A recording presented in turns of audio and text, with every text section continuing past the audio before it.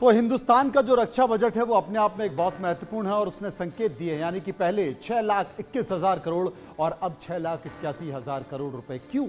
इसलिए क्योंकि आपके पड़ोस में जो आपके दुश्मन हैं उनकी निगाहें ठीक नहीं हैं और वो अपनी निगाहें भारत पर लगाने बैठा है। लेकिन भारत ने भी संकेत दे दिया है कि जनाब आप अगर हैं तो कहाँ है। Brigadier retired Vinod Dutt defence expert मेरे साथ मौजूद हैं, हरिमोहन कौशिक विदेशी मामलों के जानकार मेरे साथ मौजूद हैं, शोएब चौधरी बांग्लादेशी पत्रकार और मुजाहिद जाफरी पाकिस्तानी पत्रकार मेरे साथ मौजूद हैं। सबसे पहले मुजाहिद के पास चलेंगे। मुजाहिद साहब, 6,81,000 करोड़ रुपए, यानी कि पिछली बार से करीब 60,000 ज्यादा बजट डिफेंस के लिए भारत ने रखा है। कुछ पेशानी पर तनाव आया, माथे पर पसीना आया? बिल्कुल भी नहीं। इससे पाकिस्तान को कोई फर्क नहीं पड़ता है कि आप 6,000 छोड़ के 60 लाख रख लें। पाकिस्तान ने अपना डिफेंस करना है, आपने अपना डिफेंस करना है। जो मुल्क भी अपने डिफेंस पर पैसे खर्चता है वो अपनी कैबिनेट और अपने जो उसकी लीडरशिप है उसकी इजाजत के बाद खर्चता है, और हर एक की अपनी जरूरत है जो जिस तरह पूरी करनी चाहे। बहुत बड़ी रकम खर्च रहा है अगरचे इंडिया, लेकिन आपको साथ साथ ये भी बताता चलूं कि इंडिया जितनी को 5-6 गुना ज्यादा अगर पैसे खर्च रहा है तो उसका स्केल और उसका साइज, उसकी लैंड भी उतनी ज्यादा ही है। पाकिस्तान को इससे किसी किस्म की कोई टेंशन नहीं है, जहां तक मेरा जाती ख्याल है। मतलब कोई फर्क नहीं पड़ता? मेरा नहीं ख्याल कि कोई फर्क पड़ता है, क्योंकि इंडिया ने अपने डिफेंस के लिए खर्चा है और अपने डिफेंस के लिए हर मुल्क को खर्चना चाहिए जिस हद तक वो अफोर्ड कर सके। आप इसको अफोर्ड कर सकते हैं, आपकी इकोनॉमी काफी बेहतर जा रही है, तो आपको ये अफोर्ड करना भी चाहिए। चलिए, मैं आपके पास आऊंगा, लेकिन इस बीच प्रकाश जावड़ेकर पूर्व केंद्रीय मंत्री इस वक्त हमारे साथ जुड़ चुके हैं। बजट पर हम उनकी प्रतिक्रिया लेंगे और जानेंगे कि आखिर वो क्या मानते हैं। प्रकाश जावड़ेकर साहब, बहुत सारी जरूरतों के आधार पर बजट को लेकर एलोकेशन होता है, उनसे हम पूछेंगे। लेकिन बांग्लादेशी पत्रकार भी मेरे साथ जुड़े हैं, शोएब चौधरी, एक बार उनसे हम समझने की कोशिश करेंगे। शोएब चौधरी साहब, दोनों मिलकर, पाकिस्तान और बांग्लादेश दोनों मिलकर पी के हाँक रहा है और बांग्लादेश भी भारत को आंखें दिखा रहा है और दोनों मिलकर आंखें दिखा रहे हैं। लेकिन इस बीच भारत का रक्षा बजट और बांग्लादेश का रक्षा बजट, आप मानते हैं कि बांग्लादेश कहीं भारत के आगे ठहरता है? बहुत बहुत धन्यवाद मनोज भाई जी। देखिए, बांग्लादेश भारत को आंख नहीं दिखा रहा है। ये बांग्लादेश में जो यूनुस के एक सो कॉल सरकार बैठा है, जो जंगी जिहादी और ये नरसंहारी को लेकर बैठा है, सरोज की और पाकिस्तान आईएसआई की नाजायज बच्चे भी हैं, ये आंख दिखा रहा है। अभी जियोग्राफिकली भारत का जो साइज है उसमें बांग्लादेश का साइज क्या है? कुछ भी नहीं है। तो अभी ओसामा बिन लादेन अमेरिका को आग दिखाता है, इसमें अमेरिका का क्या होता है? भारत तो दुनिया के अभी one of the top most powers, और पाकिस्तान की बजट आप बात कर रहे हैं, पाकिस्तान की देखिए, पाकिस्तान की बजट, डिफेंस बजट एक तो है ओपन जो हम देखते हैं, दूसरा है सीक्रेट जो ये कोकेन वगैरह बेच के पाकिस्तानी आईएसआई और इसके जो आर्मी है ये तो बहुत सारे क्राइम नेटवर्क में जुड़े हुए हैं, स्मगलिंग करता है, कोकेन बेचता है, बांग्लादेश में भी कोकेन बेचता है, अभी हथियार बेचता है और बेच के भी ये कलेक्शन करते हैं पैसा का। फिर भी मैं कहूँगा कि पाकिस्तान, अभी भाई पाकिस्तान की बात करना छोड़िए, ये तो भिखारी मुल्क पहले थे, किसके भीख मारने के कटोरे भी नहीं थे, अभी तो ये कब्रिस्तान बन गया। ये कब्रिस्तान को लेकर बात करने से क्या फायदा? पाकिस्तान तो गया और बांग्लादेश कभी भारत का आंख दिखाता है। भारत की बांग्लादेश, बंगाली के भारत साथ सदा मित्र थे, है और रहेगा, और पाकिस्तान हमारे एक। बताइए मुजाहिद साहब, मैं तो बाद में कहूंगा, लेकिन बांग्लादेश से ही पाकिस्तान को लेकर किस तरह की प्रतिक्रिया आ रही है, जैसा कि शोएब साहब ने बताया? मेरे से सवाल किया जनाब? जी, आप ही से सवाल। आपने सुना शोएब चौधरी साहब ने क्या कहा? जी मैंने सुना। सवाल दोबारा कीजिएगा ताकि आपको मैं एग्जैक्ट जवाब दूं। शोएब चौधरी साहब ने बताया कि पाकिस्तान क्या है, पाकिस्तान की स्थिति क्या है, पाकिस्तान के बारे में बात करना ही बेकार है। ये देखें, ये उनका पॉइंट ऑफ व्यू है, वो उनके साथ है, उनको राइट है अपना पॉइंट ऑफ व्यू रखने का। लेकिन हकीकत ये है कि उनके जो इस वक्त सिटिंग प्राइम मिनिस्टर हैं और जो फौजी कमान है वो पाकिस्तान आई है, पाकिस्तान के चीफ से और इंटेलिजेंस वालों से भी मुलाकातें की हैं। तो इनके कहने से इतना फर्क नहीं पड़ता जब इनकी फौज के कमांडर आके मिल रहे हैं, तो इसका मतलब है कि वो तस्लीम करते हैं कि पाकिस्तान एक पावर है, जहां आके वो मिल रहे हैं और वो अपनी ट्रेड और जो भी आपस में वो एक दूसरे के साथ मुआहदे करते हैं। तो ये किसी को दूसरे इंसान को एडमायर करके ही उसी के साथ मुआहदा किया जाता है। अगर कोई वैल्यू ना रखता हो तो फिर इनकी फौज के जो अफसराने बाला हैं, जो बड़े बड़े अफसर हैं, वो क्या करने आए थे। तो जहां तक रही डिफेंस बजट की बात, तो मेरे भाई दुनिया में अमेरिका से ज्यादा किसी का डिफेंस बजट नहीं है, और अफगानिस्तान का तो आपको पता है डिफेंस बजट ना होने के बराबर है। तो दुनिया का सबसे बड़ा बजट लेकर भी अमेरिका को वहां से भागना पड़ा।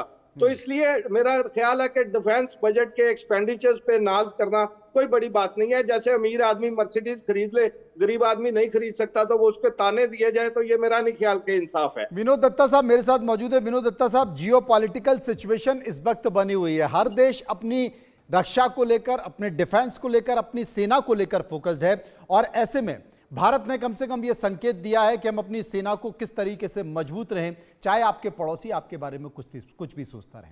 क्या कहेंगे भारत के डिफेंस बजट को लेकर, बांग्लादेश की आंखों को लेकर और पाकिस्तानी संकेतों को लेकर?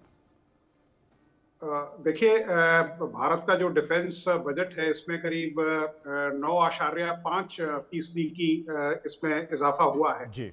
तवक्को ये की जा रही थी कि करीब जिस तरह के जियो पॉलिटिकल इम्पेरेटिव्स या सिक्योरिटी इम्पेरेटिव्स देखे जा रहे हैं, जिस तरह से हमारे बॉर्डर्स पे वल्नरेबिलिटीज देखी जा रही हैं, उसमें ये तवक्को की जा रही थी कि करीब 15% इसमें जो बजट है इसमें इजाफा होगा। क्योंकि आज का जो बैटलफील्ड है वो टेक्नोलॉजी ड्रिवन है, आज का जो बैटलफील्ड है वो इक्विपमेंट इंटेंसिव है।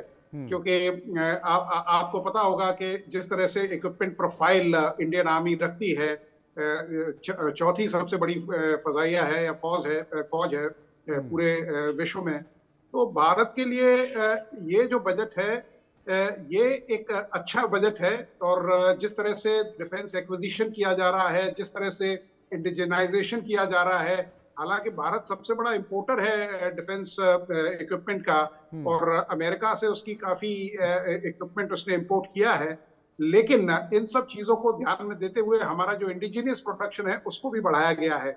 और जिस तरह से बांग्लादेश में जो सूरत हाल देखने को मिल रही है, और जिस तरह से बांग्लादेश और पाकिस्तान की नजदीक ISI की टीम वहां पहुंच चुकी है, और बाकी भी काफी एलिमेंट्स वहां पहुंच चुके हैं, तो वो जो सन 71 का जो प्री 1971 एरा है, वो लगता है कि तारीख उसको दोहराने जा रही है। लेकिन भारत सतर्क है। भारत ने जब चीन की आंखों में आंखें डाल के बात की और चीन को पीछे हटने पे मजबूर कर दिया, तो बाकी जो ताकतें हैं, हालांकि भारत हमेशा उसने पॉलिसी जो अपनाई है उसमें नेबरहुड फर्स्ट पॉलिसी है। हमने अपने जो हमसाया देश है उनको हमेशा तरजीह दी है, उनको एक छोटे भाई की तरह माना है।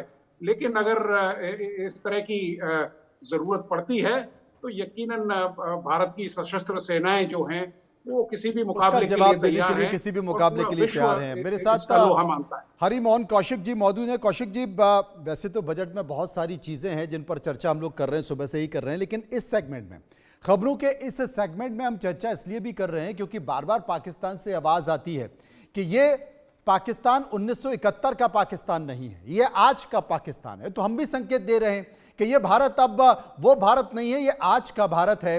और इस आज के भारत में भारत अपनी सेना को लेकर, अपने डिफेंस को लेकर, अपने डिफेंस बजट को लेकर कितना जागरूक है और किसी के सामने भी सक्षम है खड़ा होने के लिए, आंखों से आंखें मिलाने के लिए। इसलिए बड़ा डिफेंस बजट जिसमें करीब 60,000 करोड़ की और अतिरिक्त बढ़ोतरी की गई है।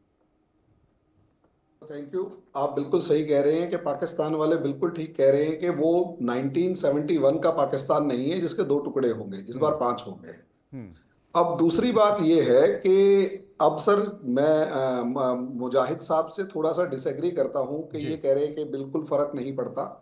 सर देखिए, अगर फर्क नहीं पड़ रहा होता तो कहीं ना कहीं आपके जो टीवी चैनल्स जो इस टाइम पर सुबह से लेकर शाम तक डिस्कशन कर रहे हैं डिफेंस बजट को लेके, वो कर नहीं पाते। और दूसरी बात, पाकिस्तान अपनी डिफेंस करता है, माफ कीजिएगा, आप थोड़ा सा मुझे यहाँ पर भी थोड़ा करेक्ट करना पड़ेगा आपको, कि डिफेंस असलियत में अपने चैलेंजेस को देखते हुए डिसाइड किया जाता है। आपका चैलेंज हम हैं और आपका चैलेंज तालिबान अफगानिस्तान भी है। और अभी आप कह रहे थे कि अफगानिस्तान ने अमेरिका को मार के भगा दिया। सॉरी, अमेरिका खुद गया था। 21 साल तक वो वहां बैठा हुआ था और उसके बाद खुद गया। परेशानी आपको है, आपके बॉर्डर पोस्ट खाली हो रहे हैं, आपकी जो आर्मी है वो चित्राल से लेकर अलग अलग टेरिटरीज को खाली करके भाग रही है। और माफ कीजिएगा, कल रात को आपके यहाँ बीएलए का जो अटैक हुआ है, 18 सोल्जर्स मारे गए हैं। उन 18 सोल्जर्स के मरने के बाद आपकी पाक आर्मी के अंदर इतनी कैलिबर नहीं है कि रिटेलिएट कर पाए या कुछ कर पाए।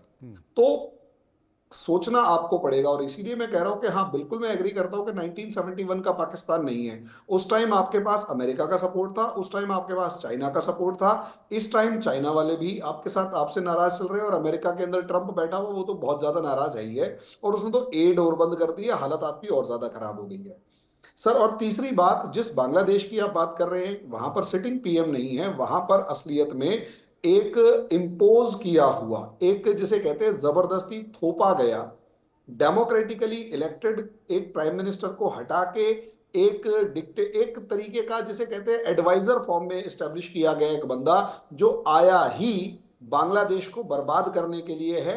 और बांग्लादेश को तबाह और बर्बाद करने के बाद इंडिया को प्रॉब्लम क्रिएट करने के लिए वहां पर बिठाया गया। मुझे पूरा विश्वास है कि बांग्लादेशी इस जाल में नहीं फंसेंगे और बहुत जल्दी। और आज भी शेख हसीना ने वहां पर प्रोटेस्ट शुरू कर दिए हैं।